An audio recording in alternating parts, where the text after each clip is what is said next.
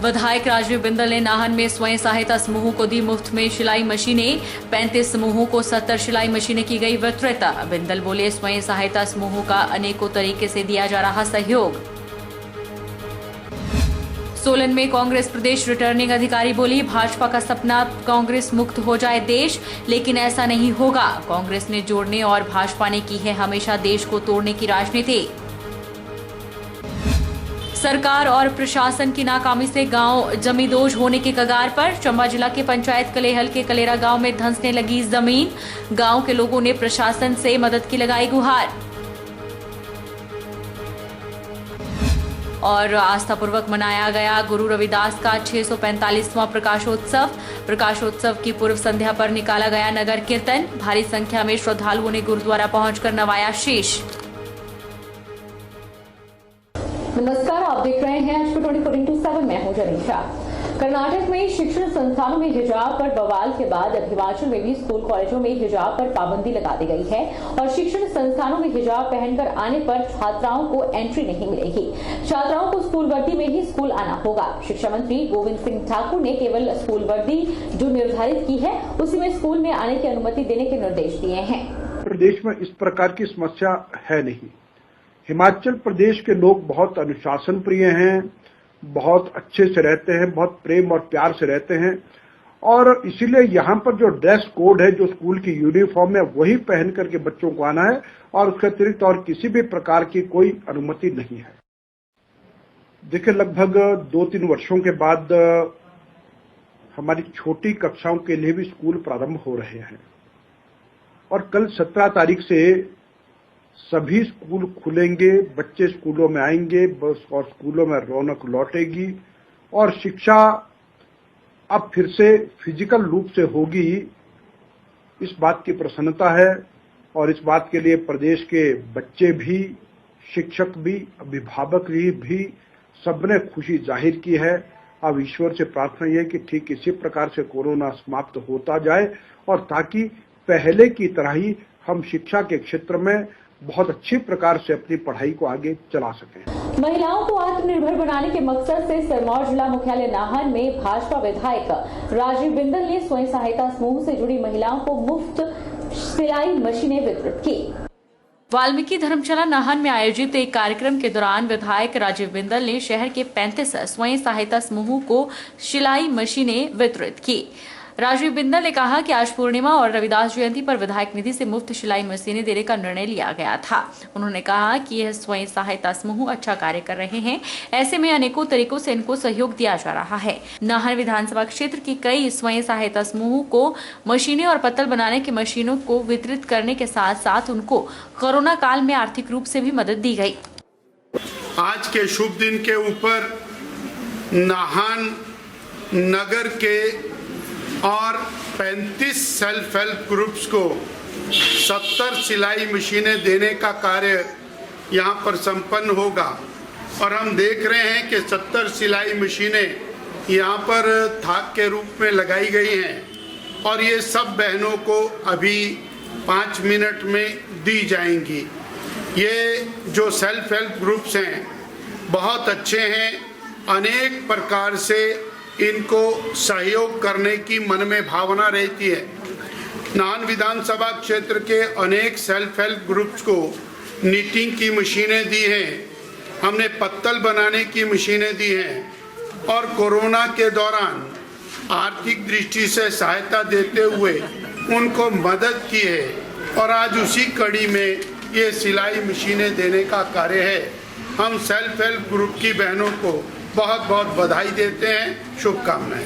हिमाचल प्रदेश की कांग्रेस इकाई के प्रदेश प्रवक्ता विजय डोगरा ने पड़ोसी राज्य पंजाब और उत्तराखंड में कांग्रेस द्वारा पूर्ण बहुमत से सरकार बनाने का दावा किया है। ऊना में एक पत्रकार वार्ता में डोगरा ने खुद के पंजाब दौरे और वहां किए गए अनुभव के आधार पर इस दावे का आधार बताया। उन्होंने कांग्रेस द्वारा हिमाचल प्रदेश में पार्टी के सदस्यता अभियान की भी जानकारी दी। खान साहब ने ये जो सदस्यता अभियान 8 फरवरी को लॉन्च हुआ है और उस अभियान के तहत हमारी जो प्रभारी हैं इस सदस्यता अभियान की दीपा दास मुंशी जी और ठौर साहब ये क्योंकि जिलों का अब दौरा कर रहे हैं और उस कड़ी में 18 तारीख को हमारे यहाँ जिला ऊना का दौरा है जिसमें हमारे जिला के सभी पदाधिकारीगण, फ्रंटल ऑर्गेनाइजेशन के सभी पदाधिकारीगण, जिसमें सेवा दल, महिला कांग्रेस, यूथ कांग्रेस, एनएसयूआई, इंटक, बुद्धिजीवी वर्ग और व्यापार सेल, इसके सभी, और लीगल सेल, इसके सभी हमारे जो जितने सहयोगी हैं सभी उस दिन उपस्थित रहेंगे। और वैसे ही जो हमारे ब्लॉक कार्यकारिणियां हैं, ब्लॉकों के अध्यक्ष हैं और फ्रंटल ऑर्गेनाइजेशन के जितने हमारे ब्लॉकों में अध्यक्ष हैं, वो सभी उस बैठक में हिस्सा लेंगे। और उस दिन ये रणनीति तय की जाएगी कि हमारा जो सदस्यता अभियान है, डिजिटल और दूसरा जो फॉर्म भर के सदस्यता अभियान है, वो किस तरह चलेगा और कैसे हम लोग मेंबरशिप करेंगे, इसको लेकर ये बैठक रखी गई है। पूर्व में भारत सरकार के केंद्रीय मंत्री एवं हिमाचल प्रदेश सदस्यता अभियान की प्रभारी दीपा दास मुंशी ने सोलन में आयोजित पत्रकार वार्ता के दौरान कहा कि भाजपा जोड़ तोड़ की राजनीति करने में विश्वास रखती है, लेकिन कांग्रेस सबको साथ लेकर चलती है। दीपा दास मुंशी ने बताया कि कांग्रेस एक राष्ट्रीय पार्टी है और उनके सिद्धांतों के साथ लोग जुड़ते हैं। हिमाचल में कार्यकर्ताओं को जोड़ा जा रहा है। जो सदस्य अच्छे से सक्रिय होकर पार्टी के लिए कार्य करेगा, उन्हें पद भी सौंपे जाएंगे। देखिए, कांग्रेस हिमाचल में मजबूत है। ऑलरेडी 4 विधानसभा उपचुनाव में आप लोग देखे हैं कि कांग्रेस की जीत हुई है।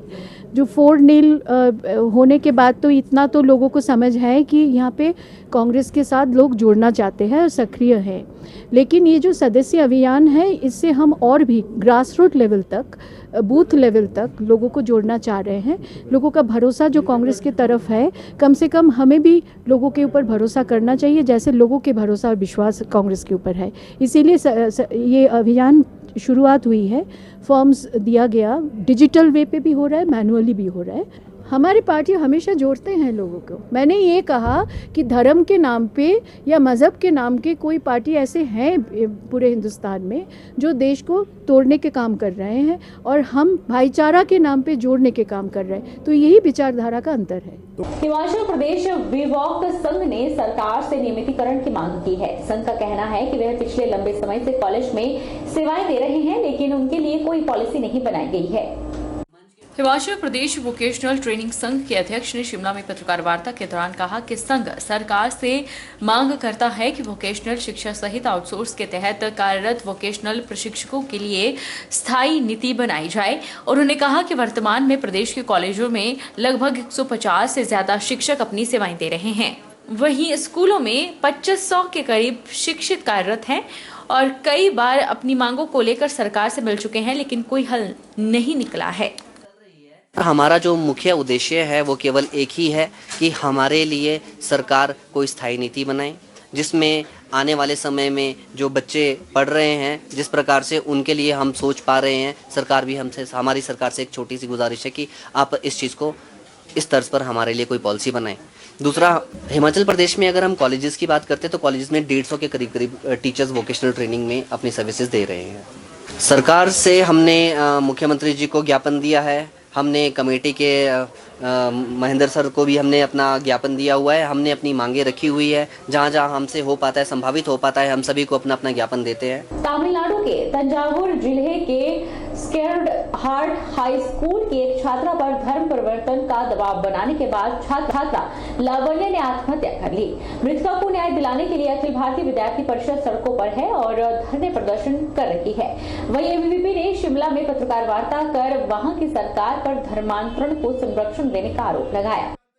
देखिए, पिछले महीने की जो घटना हमारे इस देश की जो हमारे सामने आई है, उस घटना से यह स्पष्ट होता है कि किस तरह एक मिशनरी स्कूल के अंदर जो धर्म परिवर्तन का प्रोपोगेंडा, जो एजेंडा वहां पर मिशनरियों द्वारा चलाया जा रहा है, उसका शिकार लावण्या हुई है। और उसमें किस तरह की यातनाओं को लावण्या ने सहा, किस तरह के प्रलोभन भी वहां स्कूल प्रशासन द्वारा दिए गए, और जब प्रलोभनों से भी नहीं मानी तो उसको टॉयलेट साफ करवाए गए, बर्तन धुलवाए गए। पोंगल की छुट्टियों में उसने घर जाना, छुट्टियों की एप्लीकेशन को कैंसिल कर दिया गया। ऐसी यातनाओं को सहने के बाद वो छात्रा आत्महत्या के लिए मजबूर होती है, तो सीधे रूप से उसको आत्महत्या के लिए मजबूर करने वाले जो लोग हैं वो उसकी हत्या के जिम्मेवार है। उनके ऊपर हत्या का केस लगना चाहिए, क्योंकि लावण्या की हत्या हुई है, आत्महत्या नहीं हुई है। वक्त चला है छोटे से ब्रेक का।